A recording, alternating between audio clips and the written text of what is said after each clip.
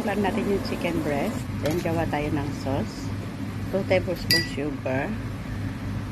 4 tablespoon na black vinegar. 1 tablespoon apple cider.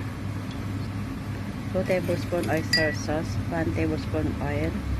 2 tablespoon sesame oil.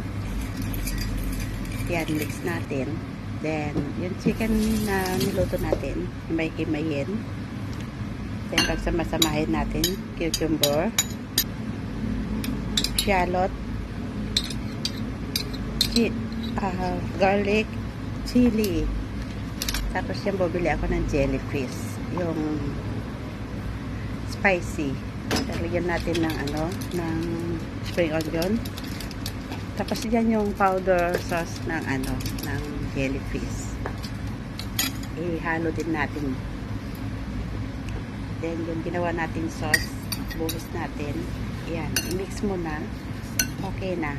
Done. Thank you.